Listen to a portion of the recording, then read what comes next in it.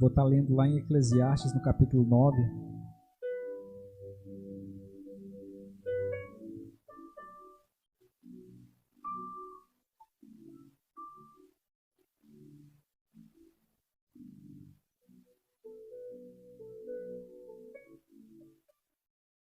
Uma passagem bem conhecida.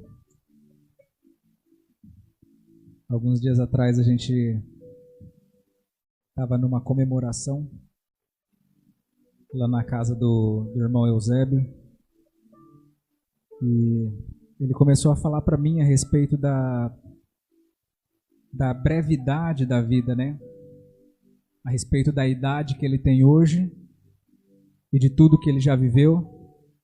E no exato momento ainda passava na televisão ali algumas filmagens antigas de aniversários e festas que ele já teve na família dele, na casa dele, de pessoas que hoje já são adultas e que na época eram crianças. E ele contava para mim a respeito do como muitas das vezes é assustador a maneira como o tempo passa tão rápido. Porque ele falava assim, eu olho aquelas imagens e parece que não existe diferença. Parece que eu vejo o meu filho pequeno e de repente eu olho para o agora e ele já é adulto, já está casado, já tem filho. E eu não sei que hora que o tempo passou e eu não vi. Nós temos essa fagulha divina dentro de nós, né? Essa questão de achar que nós somos eternos, de achar que a gente nunca tem fim. E devido a essa maneira de pensar, essa mentalidade que a gente tem, a gente acaba muitas das vezes se perdendo dentro do nosso próprio tempo, dentro da nossa própria vida. Todas as crianças, todos nós quando éramos crianças, a gente ouvia dos adultos dizerem, depois dos 18, o tempo voa, viu? Só que a gente era criança e a gente falava, meu Deus, não vejo a hora de ser adulto. E conforme foi constatado cientificamente, o tempo, para alguns, ele demora de passar. Agora, para outras pessoas, parece que você tenta segurar e ele não volta mais. Ele não segura um segundo sequer. Quando a gente é criança, parece que o tempo não passa. A gente fala, nossa, mas eu não tenho nada para fazer. Né? A gente reclama com a nossa mãe, se você não me deixar fazer isso, então o que eu vou fazer? Eu não tenho mais nada para fazer. Aí depois a gente cresce e a gente fala, eu preciso de mais, que meu dia tenha 25 horas, para quem sabe dar conta de eu fazer tudo que eu tenho para fazer. Isso é comum na vida do ser humano. E no fim das contas, por mais que a gente torça o bico quando os adultos eles falavam pra gente que o tempo corre muito rápido quando a gente é adulto, a gente chega lá e quando a gente percebe, a gente já chegou. Quando a gente se dá por si, a gente já está lá e a gente tem muita história, a gente já viveu muita coisa e a gente faz igual o irmão Eusébio falou. Eu não sei quando foi que isso aconteceu. Eu não sei em que momento da minha vida eu simplesmente olhei para o lado e de repente as crianças que estavam correndo na minha casa agora são meus netos, não são mais meus filhos.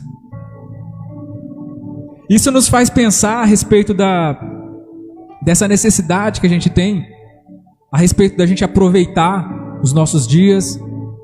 E é estranho, né? Porque quando a gente fala a respeito de Eclesiastes, as pessoas já falam, meu Deus do céu, lá vem, né? Eclesiastes, ele acaba se tornando o livro mais melancólico da Bíblia. A mensagem de Eclesiastes é aproveita a sua vida porque a morte está à porta. O livro de Eclesiastes ele é como se fosse um choque de realidade. É como se fosse um tapa na cara das pessoas para que elas acordem e usem o hoje, ao invés de ficarem esperando que alguma coisa vá acontecer no amanhã. Porque muitas das vezes nós, por estarmos descontentes com a vida que a gente tem hoje, a gente fica esperando alguma coisa melhorar no amanhã. A gente fica sonhando, a gente fica tendo esperanças a respeito de coisas que não existem e que provavelmente nunca vão acontecer. E no fim das contas, quando você desperta para essa realidade, o que você tem para viver é essa sua vida insatisfeita mesmo. E o seu trabalho, aquilo que você tem para fazer, é fazer essa sua vida insatisfeita ter contentamento. Porque por mais que a nossa vida ela seja uma vida de lutas, uma vida de choros, uma vida de batalhas e muitas das vezes até de percas, essa é a vida que a gente tem para viver. E o pregador, eu sempre gosto de ressaltar isso. O livro mais melancólico da Bíblia, ele foi escrito dentro de um palácio. E a carta aos Filipenses, que é o livro mais alegre da Bíblia, foi escrito dentro de uma prisão. A mensagem que esses dois personagens nos passam é que não é a respeito daquilo que você tem, é a respeito de como você usa aquilo que você tem. Porque mesmo ele estando dentro de um palácio, ele escreveu o livro mais melancólico da Bíblia. E mesmo Paulo estando dentro de uma prisão, ele escreveu a carta mais feliz da Bíblia. Então não é a respeito daquilo que você quer, não é a respeito do muito que você tem, é a respeito do uso que você dá para aquilo que você tem. E eu estava conversando com alguém a respeito de redes sociais, e a gente chegou a um assunto de morte, né, de pessoas que partiram, e a gente estava comentando a respeito das pessoas que, como um caso que eu até relatei, de uma família que eu conhecia, que eu conheço bem, e o pai, ele faleceu. Sabe aquela família bagunçada, que o filho não conversa com o pai, que o irmão não conversa com o irmão, e aquela briga toda? E aí o pai falece, aí dá um ano lá de falecimento, aí a pessoa posta lá no Facebook: ai, meu pai, você era a minha vida, você era tudo pra mim, não sei o quê. Aí a gente olha assim e fala: nossa, não tem muito a ver com a realidade que a gente via, né? Tipo, aonde que isso tudo estava escondido? Nas brigas e na convivência, na intimidade, na agressividade que era... Todo mundo conseguia enxergar. Onde que toda essa paixão, todo esse amor estava escondido que não era demonstrado? E é interessante de você pensar que isso fala a respeito de uma inversão de valores. As pessoas elas até costumam dizer: se você quer ser uma pessoa boa, então morra. Porque depois de morto todo mundo vira bom, né? Todo mundo fica bom. Todo mundo era uma boa pessoa. Todo mundo era incrível. Isso é uma grande inversão de valores. E se você parar para pensar, você conhece alguém assim. E às vezes você até faz isso. Porque nós acabamos invertendo os valores. Ao invés de eu chegar e falar para a pessoa o que eu estou sentindo, o quanto ela é importante para mim, de eu homenagear ela em vida, eu faço tudo ao contrário. Eu desonro a pessoa em vida, e depois quando ela morre eu falo: nossa, essa pessoa era incrível, meu Deus, por que Deus tirou ela de mim? Eu não consigo viver sem ela, eu estou sofrendo tanto. Ah, Júnior, é porque a gente só dá valor quando perde. Não, é porque a gente aprendeu a viver em valores invertidos.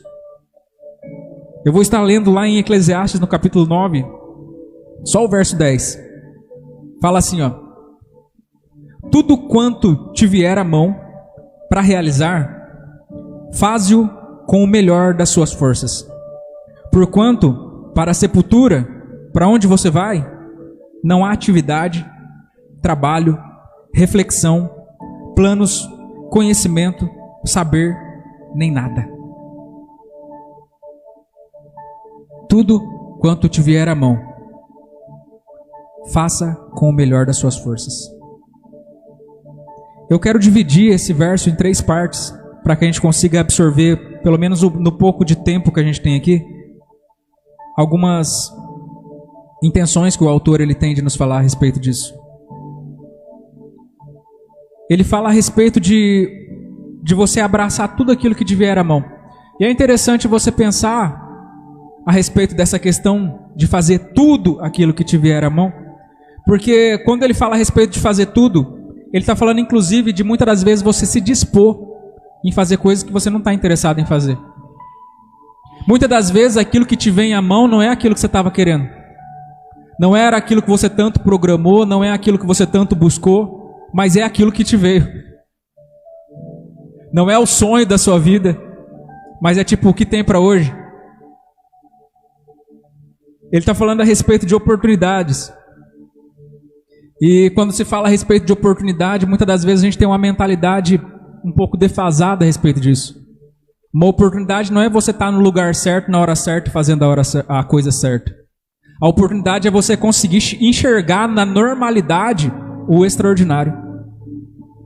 Porque uma oportunidade, ela só se torna uma oportunidade depois que alguém abraça. Enquanto ninguém abraça a oportunidade, é normal. Tá todo mundo passando por cima, tá todo mundo chutando no meio da rua, até que alguém encontra e fala: nossa, isso aqui é uma grande oportunidade. E ele de repente transforma aquilo que era normal em extraordinário. As pessoas falam: nossa, olha que incrível a oportunidade que aquela pessoa recebeu. Ele não recebeu, ele simplesmente abraçou aquilo que veio à mão. E é interessante que uma das coisas que a gente sempre fala, quando a gente está falando a respeito de autorresponsabilidade, principalmente, a gente fala muito a respeito disso quando se fala de relacionamento, a gente sempre fala para as pessoas assim que as pessoas que elas têm uma mentalidade infantil, elas fazem aquilo que elas querem fazer. Agora a pessoa que ela é adulta, ela faz aquilo que ela tem que fazer. A diferença de nós sermos adultos e de sermos crianças é isso. Quando nós somos crianças, nós só comemos aquilo que nós queremos comer. Se me mandam comer o que eu não gosto, ou o que eu falo que eu não gosto, eu fico bravo. Se me mandam fazer o que eu não quero, que é diferente daquilo que é o meu gosto, então eu fico bravo. Só que quando a gente se torna adulto, a gente adquire um negócio chamado responsabilidade. E a gente descobre que tem coisas que a gente não quer fazer, mas que a gente tem que fazer. Nós temos responsabilidades. Quanto a nós, quanto aos outros, quanto à nossa família. Isso nos obriga a fazer tudo aquilo que nos vem à mão, independente de ser aquilo que a gente quer ou daquilo que a gente não quer. Eu já falei com você a respeito dos pequenos começos. A oportunidade, ela sempre vem como se fosse um pequeno começo, como se fosse uma porta pequena. Você fala assim: meu Deus, eu estou orando tanto para abrir uma porta de um palácio e me aparece uma portinha dessa. Normalmente as oportunidades elas vêm disfarçadas desse jeito. Ninguém está interessado. Sabe aquela portinha que todo mundo passa por ela e não está nem aí? Ninguém está interessado. Tem até uma história, um conto, né? Que fala que o rei Salomão, ele se encontrou com uma lagartixa que ela conseguiu entrar dentro da sua câmara, do seu palácio. E ele, olhando aquela lagartixa, ele falou assim: mas como que a senhora conseguiu chegar diante do meu trono, no meu palácio, com tantos sentinelas em cada porta, em cada cômodo? E ela falou assim: foi fácil. Eu ia me movendo à medida que as portas iam se abrindo. Uma porta se abria, eu entrava. A outra porta se abria e entrava. E quando eu menos percebia, eu já estava aqui na sua presença. Isso fala a respeito de pequenas portas. Isso fala a respeito de pequenos começos. Não adianta eu imaginar que Deus, de repente, Ele vai descer do céu uma porta com os batentes que cabe 2 de mim. As oportunidades, elas vêm em portas pequenas. É até interessante no curso que eu fiz alguns dias atrás, a instrutora ela estava falando a respeito de oportunidades também. E ela contando a história do Bill Gates. E ela falou a respeito de uma reportagem que fizeram com o Bill Gates. E a repórter, ela perguntava para ele assim: o senhor, na época ele era o homem mais rico do mundo, né? E o senhor é o homem mais rico do mundo e tal, e qual que é o segredo para o sucesso? Qual que é o segredo para que o senhor conseguisse chegar até onde você chegou? Aí ele pegou um talão de cheque e deu uma folha para ela, e deu uma caneta, e falou assim: escreve a quantia que você quiser. Aí ela ficou meio desconcertada e tal, na frente da câmera, e ficou sem saber o que fazer. Ela falou: não, eu quero saber, eu quero que o senhor me fale, né, qual que foi a sua estratégia, qual foi seus métodos, se você pensou em desistir, o que te fez avançar. Aí ele pegou a folha de cheque de novo, colocou na mão dela e falou assim: escreve qualquer valor que você quiser. E ela começou a ficar meio frustrada com aquilo e falou assim: então, eu não estou entendendo qual que é a intenção, eu não sei o que você está pretendendo e tal. A gente precisa gravar você falando alguma coisa. E ele falou assim, então é exatamente isso que eu estou te mostrando. Eu te dei a chance de você ser a repórter mais milionária que você já viu. E diferente do que você fez, eu aproveitei cada oportunidade que me apareceu. Desde as oportunidades mais pequenas e que ninguém tinha interesse, até as oportunidades tão grandes que todo mundo tinha medo de abraçar. E foi isso que fez com que eu chegasse até onde eu cheguei. Então muitas das vezes nós acabamos, porque nós mesmos se achamos tão pouco, que nós não abraçamos as oportunidades. Ou então porque nós achamos que é pequena demais a oportunidade, não vale o meu esforço. Não vou fazer isso não. Ninguém quer fazer, por que eu vou fazer? A oportunidade ela não vem embrulhada no papel de presente com um indicador luminoso falando assim, aqui uma oportunidade. Isso não é oportunidade. Oportunidades não aparecem assim. Sabe quando aparece lá no seu celular assim, você tem uma ótima oportunidade, você vai ganhar não sei quantos milhões? Isso não é uma oportunidade. Oportunidades não acontecem desse jeito. Não é assim que funciona. Provavelmente isso é um golpe. Então a visão que Deus ele nos dá, normalmente ela é desproporcional ao recurso que a gente tem. Sempre que Deus ele te dá uma visão a respeito de alguma coisa, ainda eu conversava com um rapaz de uma outra igreja essa semana, e ele me falava a respeito disso, de um despertar que ele está tendo agora, e de que eu também já estava tendo, da questão da igreja retornar, da igreja voltar da pandemia. E ele foi conversar comigo, já fazia muito tempo que a gente não falava, a gente às vezes se encontrava e falava profissionalmente, e eu fechei a loja e ele lá dentro querendo conversar comigo, e ele falando que Deus estava falando muito forte com ele a respeito dessas coisas, e como a gente já trabalhou muito junto há muitos anos atrás, ele veio para conversar comigo, e eu falei para ele, cara, eu vou te contar um segredo, isso que Deus está falando para você, ele já tinha me incomodado há algum tempo antes, e eu já comecei a colocar o pé na estrada já. Deus, ele está falando sim, mas no meu caso eu já estou me movendo com relação a isso. E uma das coisas que eu falei para ele foi a respeito disso. Porque ele estava falando a respeito de se mover com relação à igreja dele e tal. Que está tudo muito confortável. Hoje nós somos adultos, hoje nós temos a nossa família. Hoje cada um tem os seus recursos, suas coisas para cuidar. E acabamos que muitas das vezes deixamos de fazer as coisas que são necessárias de verdade. Não que a nossa casa não seja. E eu falei para ele, se Deus está te mostrando uma coisa, você como líder na sua igreja, então não adianta você passar isso para uma outra pessoa, não adianta você passar a visão. Passa a visão para o seu irmão, não existe isso. Se Deus está mostrando para você, então é para você fazer. E é interessante que quando Deus ele te dá uma visão a respeito de algo, você olha para você e você não vê os recursos para aquilo. Porque o recurso ele está no meio do processo. Sabe aquela história que o mar só se abre depois que você toca nas águas? É exatamente isso. Não adianta você ficar, eu estou aqui esperando Deus ele me capacitar para que eu possa fazer aquilo que Ele está me mostrando. O tempo vai passar, o seu tempo vai acabar e você não vai fazer nada. E quando você menos perceber, tem outra pessoa fazendo aquilo que você ia fazer. Então o recurso ele está no meio do processo. Deus ele não vai te capacitar para algo que não existe. Você vai sendo capacitado à medida que você vai. A palavra de Deus diz lá em Josué, que ele fala assim, Josué, seja forte e corajoso. Porque aonde você for, eu vou com você. Você acha que Deus não sabia que Josué estava tremendo as canelas diante de um povo daquele tamanho e diante dele ter que pegar o bastão do próprio Moisés? Depois de tudo que ele viu Moisés operando no meio do deserto, ele fala, agora é eu?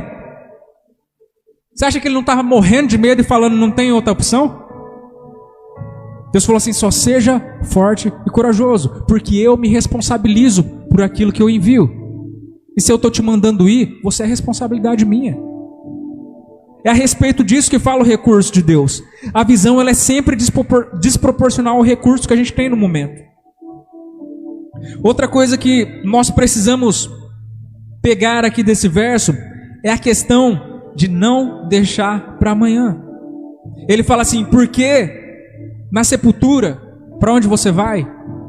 Você não vai usar o seu conhecimento, você não vai usar os seus recursos, você não vai usar a sua ciência, você não vai usar os seus relacionamentos. Na sepultura, para onde você vai, não existe nada. Não tem mais nada para você fazer. Então tudo aquilo que você adquiriu em vida é para você usar em vida. Tudo aquilo que você aprendeu, tudo que você viveu, toda a experiência, todas as cicatrizes que você adquiriu durante a guerra da sua vida, é para você empregar em vida. Tudo tem um motivo, tudo tem um porquê. Os recursos que Deus ele entrega na sua mão tem um motivo, não é à toa. Ou você achou que Ele queria só que você sofresse? Você achou que Deus ele queria simplesmente que você fosse um coitadinho com medo da vida? Deus ele tinha um propósito em cada situação que você viveu. Só que você pode olhar para isso e falar, meu Deus, a minha vida foi um desastre. Ou então você pode falar assim, a minha vida foi uma vida de guerra e de lutas, mas se eu estou aqui é porque eu venci. E assim como você venceu, você pode usar das suas cicatrizes para ajudar as pessoas que estão sofrendo ainda.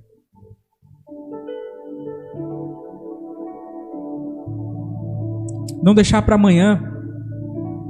Fala a respeito de que a única coisa que nós temos como garantia é que um dia todos nós partiremos daqui. Sabe, a nossa vida é totalmente incerta.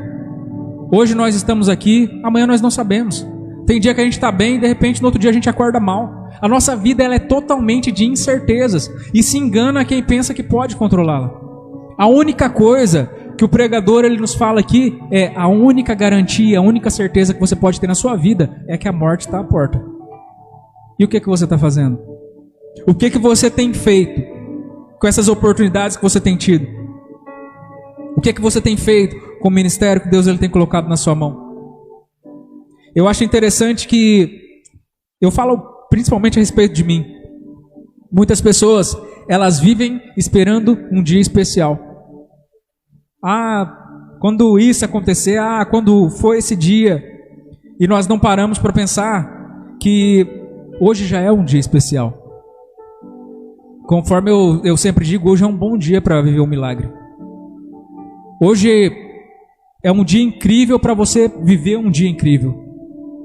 É um dia perfeito, é um dia propício para isso. Porque é eu quem determino que tipo de dia que eu quero ter. E eu me lembro que desde criança, nós fomos criados lá em casa, nós comprávamos roupa uma vez por ano. E aí a gente ficava olhando aquela roupa lá no guarda-roupa, aquele tênis dentro da caixa.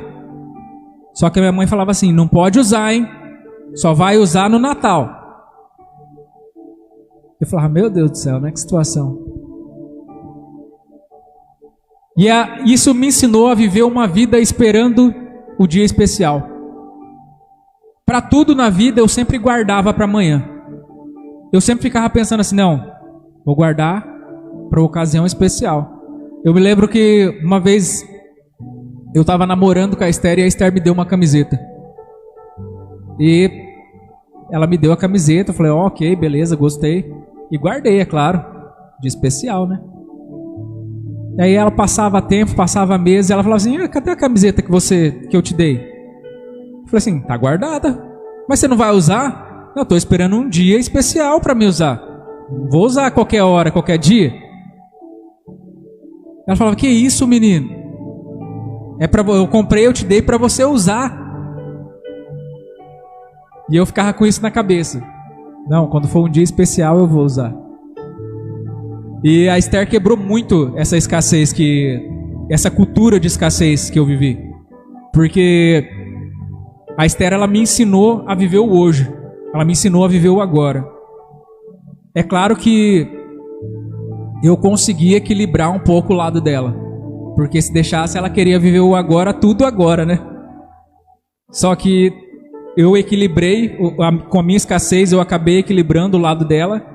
E ela acabou me demonstrando esse lado bom da vida. Todas as vezes que hoje eu penso a respeito de fim de vida, eu fico lembrando a respeito de coisas que eu vivi. E as coisas que eu sempre lembro, vem comigo nessa mentalidade. Como se a gente estivesse num filme, sabe aqueles filmes que a pessoa está nos últimos suspiros e ela começa a ter um filme passando na sua cabeça a respeito das coisas que ela já viveu durante a vida? Eu sempre fico pensando a respeito da minha vida, se fosse o último dia, se fosse meus últimos momentos, e as coisas que me vêm à memória, sabe, não foram as coisas que eu comprei, não foram as coisas que eu conquistei, ou que eu me senti melhor, ou nada disso. Foram momentos em que a gente estava em lugares com as pessoas do dia a dia. Antes de você morrer, você não vai pensar no seu trabalho. Antes de você morrer, você não vai pensar no trabalho da faculdade que você não fez. Antes de você morrer, você vai pensar a respeito das coisas boas que você viveu na sua vida. E nas coisas que fizeram a sua vida valer a pena. E eu sempre fico pensando, porque até hoje, quando a gente fez as nossas primeiras viagens para fora, a Laura era muito pequena. E ela tem lapsos de memória a respeito dessas viagens. Então de vez em quando ela vira pra gente e fala assim: pai, vamos pegar um avião e vamos ir pra praia? Eu falo, vamos, ué. E ela tem essas memórias como se fossem num lugar totalmente diferente das demais, porque ela nunca esquece dessas coisas. Por mais que as nossas fotos, normalmente a gente sempre deixa digital mesmo no computador, então a gente não tem o costume de ficar mostrando essas coisas para ela.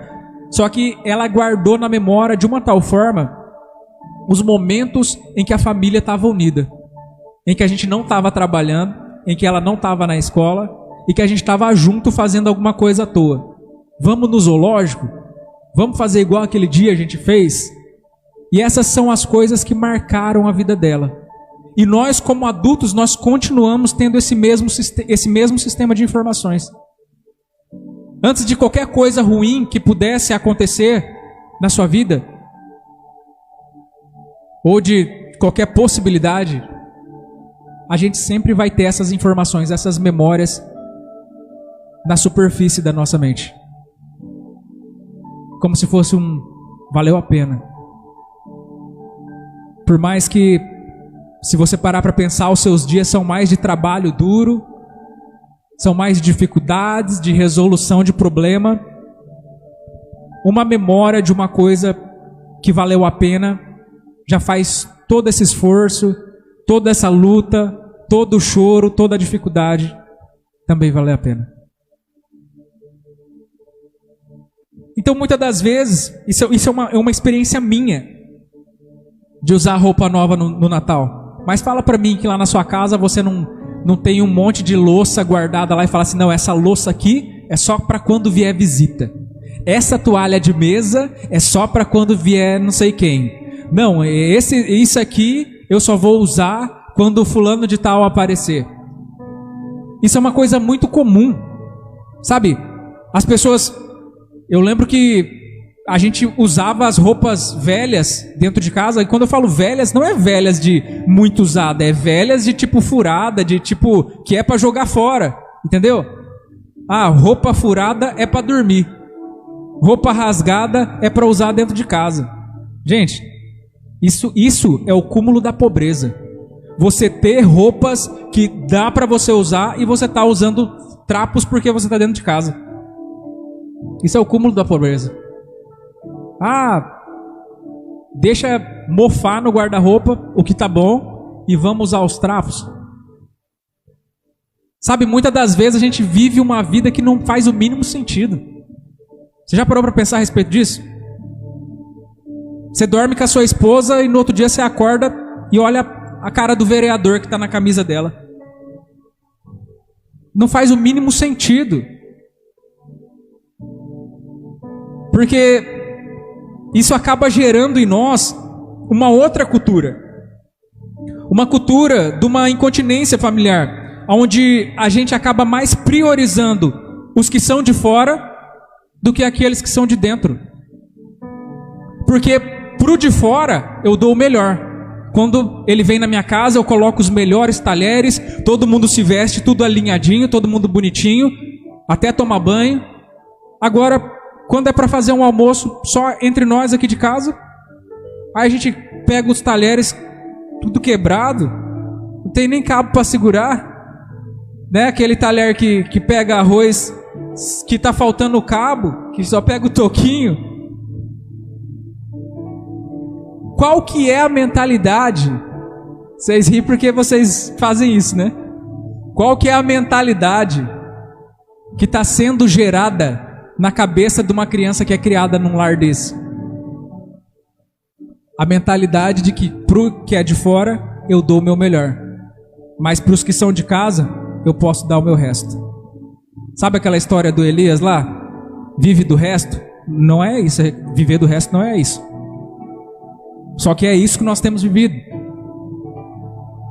Inclusive tem um livro que eu até passei para a Esther há algum tempo atrás, que eu falei para ela a respeito dessas coisas, dessas questões que precisam ser resolvidas.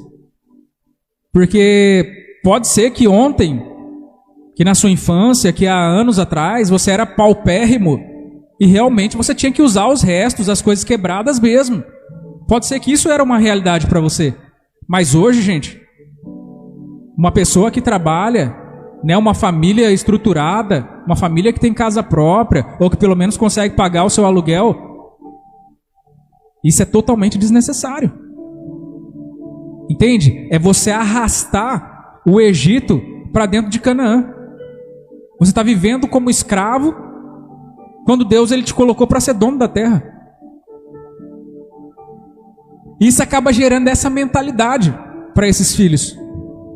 E o livro se chama Experiência da Mesa, onde a autora ela pega exclusivamente os textos da Bíblia e ela mostra com exclusividade, pelo menos para mim, eu nunca tinha visto ninguém falando a respeito disso, da importância da mesa dentro da Bíblia, do poder que a mesa ela tem, não simplesmente do fato das pessoas elas comerem em volta da mesa, isso também, mas do todo, da família ela se organizar em torno da mesa, de qual que é o significado daquilo diante da família e diante de Deus, de qual que é o poder. Ela fala a respeito de pesquisas científicas que foram feitas a respeito de famílias que tinham essa experiência da mesa posta dentro da sua casa e as diferenças que tem entre as pessoas que não tiveram isso dentro da sua casa.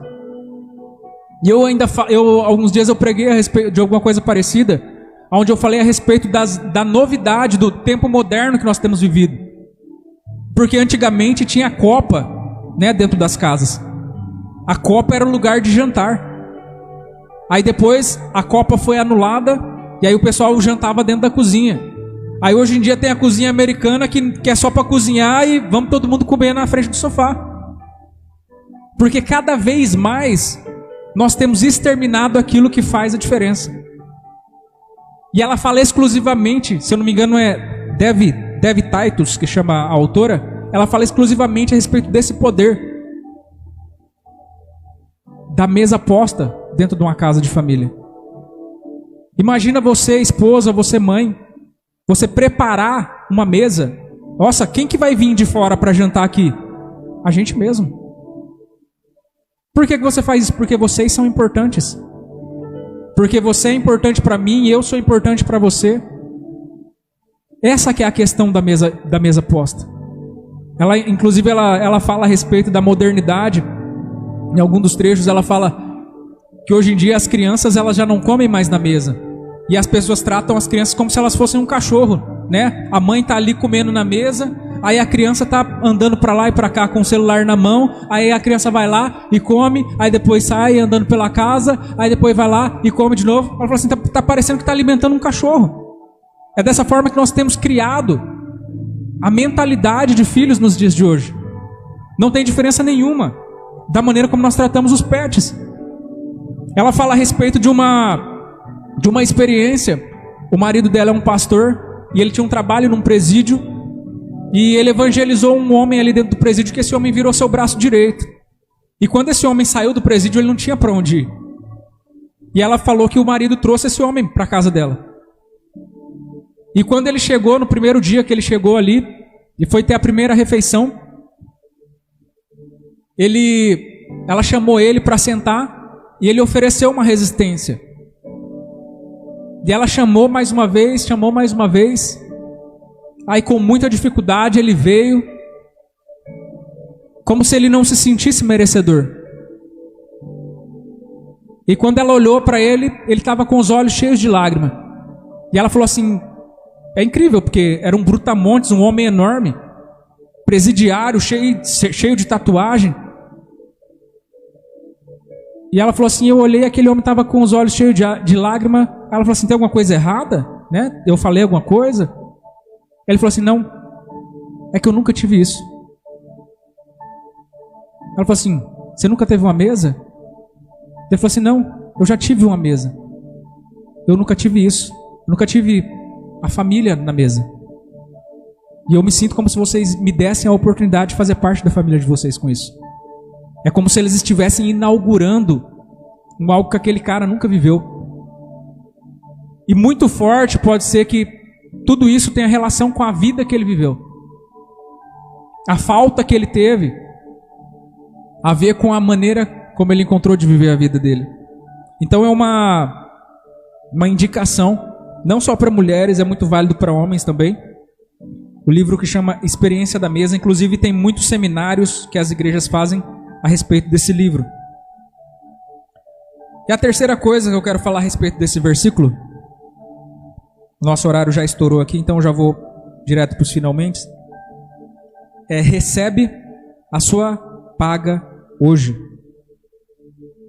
Lá em 1 Coríntios, no capítulo 9 e no verso 9, ele fala assim, não atarás a boca do boi enquanto ele pisa no trigo. Muitas das vezes a gente vive uma vida onde a gente trabalha, onde a gente se esforça, onde a gente dá o nosso melhor, onde muitas das vezes você investe, você guarda o seu dinheiro, faz as suas economias, paga as suas contas. Só que nós se sentimos frustrados porque nós não temos um pagamento quanto a isso. Quando a gente fala a respeito de não atar a boca do boi, está falando que ele é merecedor de comer do fruto do seu trabalho. E se você ler o começo do capítulo 9 de Eclesiastes, você vai ver que ele está falando exclusivamente a respeito disso. Ele está falando, se tem alguma coisa que vale a pena nessa vida vã, é que você aproveite a sua vida do lado da mulher que você ama. Que você coma e beba com as pessoas que estão à sua volta. Que você se divirta, que você aproveite a sua vida. Porque muitas das vezes a gente guarda tanto que a gente até esquece qual que era a motivação da gente guardar. Eu não estou aqui fazendo uma apologia a você viver indiscriminadamente e você não ter uma reserva. Eu estou falando a respeito de você aproveitar o hoje. Muitas das vezes as pessoas olham você adquirindo alguma coisa e falam assim, meu Deus do céu, por que você comprou um carro desse? O carro bebe mais do que tudo. Por que você não comprou um carrinho mais barato? Aí você vira para ele e fala assim, porque eu mereço. Eu não mereço o carro mais barato. Eu mereço isso daqui. Porque eu trabalho todos os dias. Eu ralo todos os dias para manter as minhas contas em ordem. Eu ralo todos os dias para manter a minha casa com todas as suas necessidades pagas.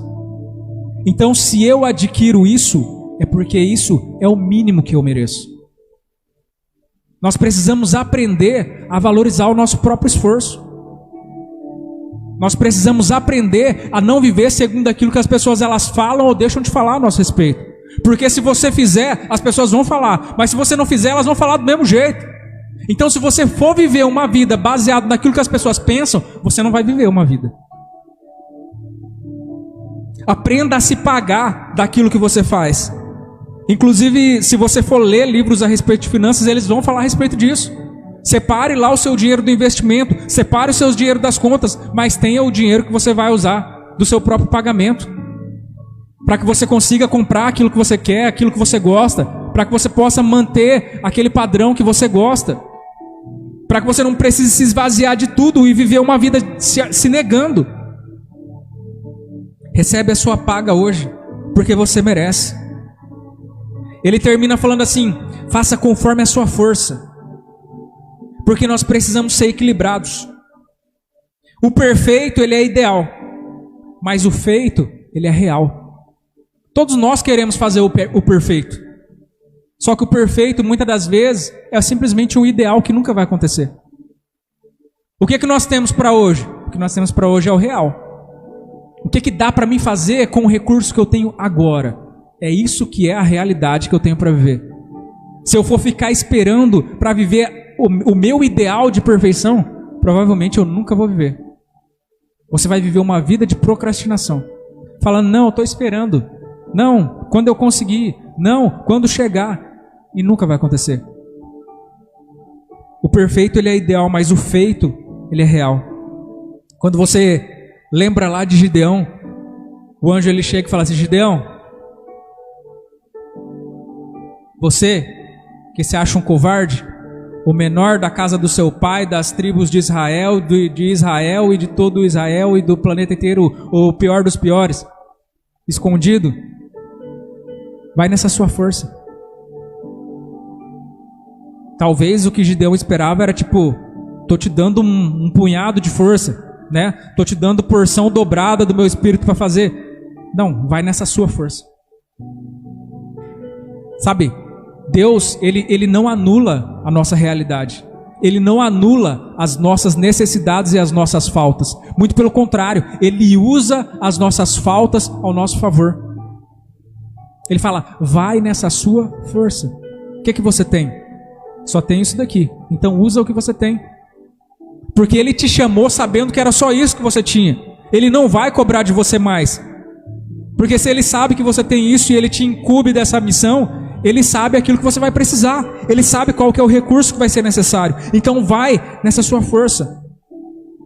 E talvez, quando eu comecei a falar a respeito de Eclesiastes, já falou, meu Deus, vai falar a respeito de morte. Plena quinta-feira. Ainda tenho o fim de semana todo para me viver. Só que a grande verdade é que nós não falamos de morte, nós falamos de vida. Tem pessoas que estão vivendo uma morte mesmo. Tem pessoas que, apesar delas acordarem todos os dias, elas estão mortas vivendo. São mortos-vivos. Toda segunda-feira ele fala, meu Deus, é segunda de novo. Meu Deus, tem que ir para aquele trabalho de novo. Só que nessa vida insatisfatória que a pessoa vive, ela não faz nada para melhorar. Você já parou para pensar que você é quem determina a maneira como você quer viver? Que Deus ele te dá o livre-arbítrio? Porque nós não vivemos num sistema de castas.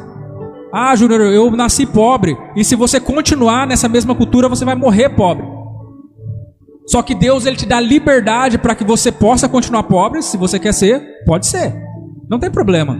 Deus ele não vai te rejeitar por causa disso. Mas Ele te dá a permissão e toda a liberdade para que você seja aquilo que você quiser ser. Hoje em dia, eu me levanto, normalmente na frente da minha casa não tem cesto de lixo. E eu tenho que levar o lixo lá na esquina. E o lixeiro, ele passa perto das 5 horas da madruga. Então eu acordo às 5 horas e eu vou lá na esquina para levar o meu lixo.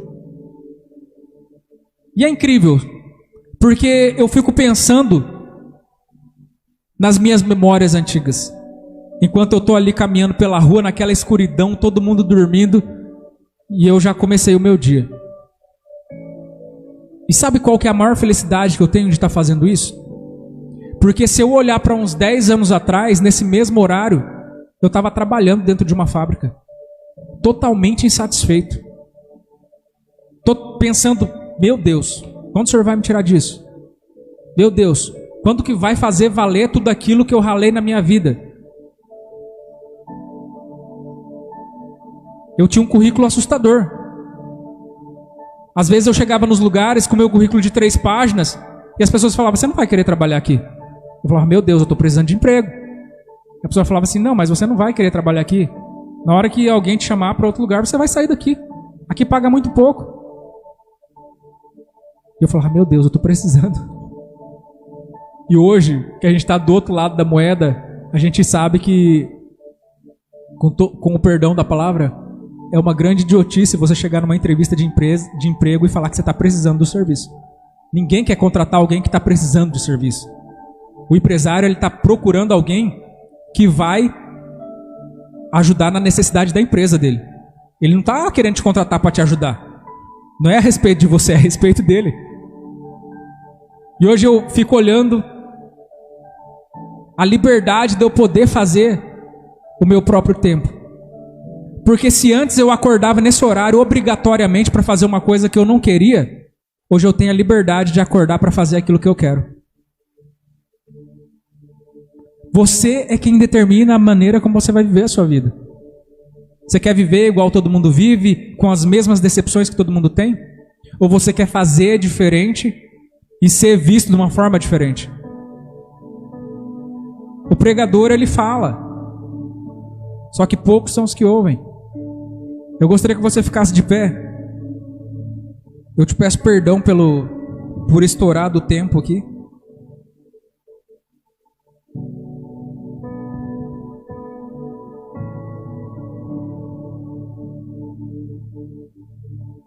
Nós vivemos um tempo muito estranho, um tempo muito... Se as coisas já não davam para você prever, que dirá agora, né? A gente nunca sabe o que vai acontecer amanhã. E a gente viu tanta loucura acontecer nesses últimos tempos que a gente já não duvida mais de nada.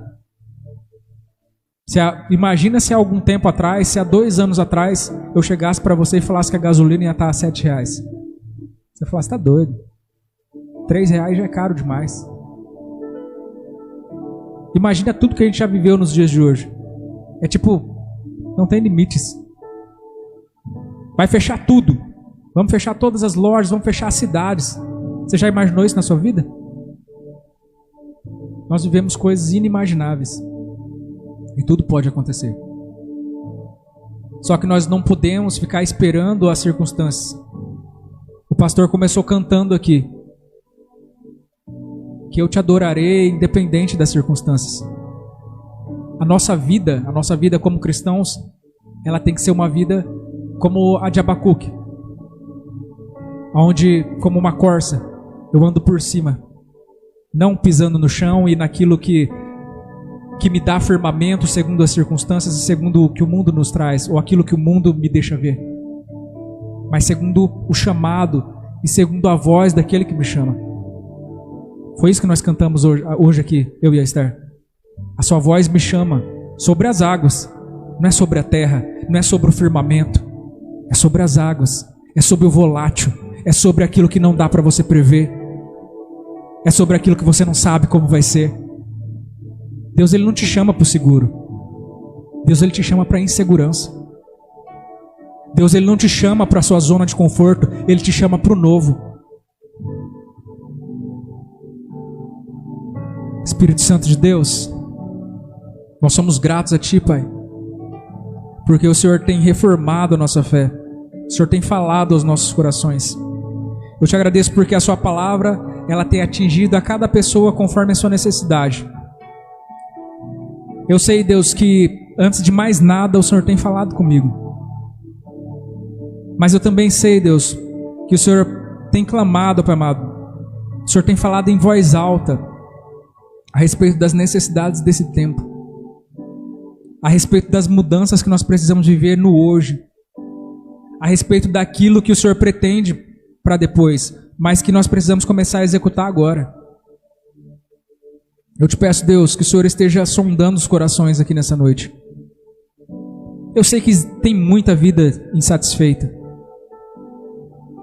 Nós sabemos, Deus, na nossa humanidade, na nossa insensatez, que muitas das vezes o Senhor precisa nos jogar para que nós venhamos a sair do lugar, para que nós venhamos a abraçar aquilo que o Senhor tem para nós, para que nós possamos viver o melhor e abandonar, largar aquilo que não está fazendo bem para a gente. E eu te peço, Deus, que o Senhor nos dê visão, que o Senhor, Pai amado, nos ensine a ser libertos, a viver uma vida de liberdade. Que nós não venhamos a ser aprisionados nos nossos medos.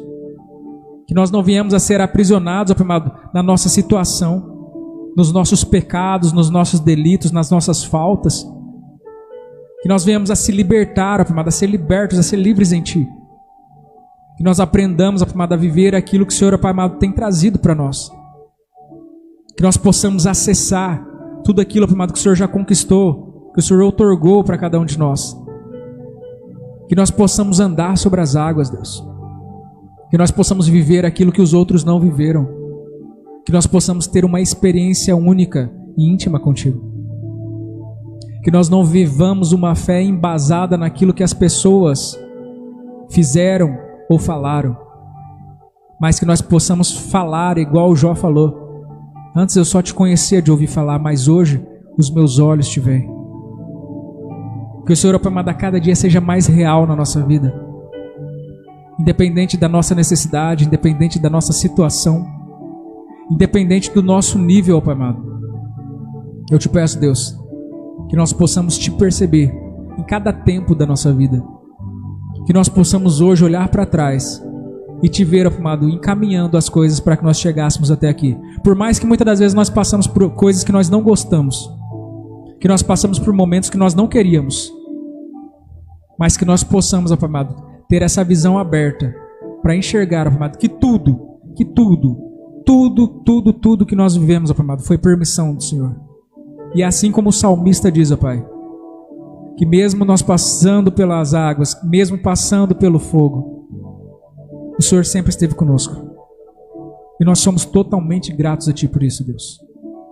E nós te pedimos que o Senhor venha fortificar a nossa fé a cada dia. Que o Senhor venha nos dar uma visão cada vez mais nítida, para que nós possamos, ó Pai amado, viver realmente a vida de Deus no aqui e no agora, Deus. É o que nós te pedimos e te agradecemos no nome de Jesus. Amém? Você pode aplaudir o Senhor?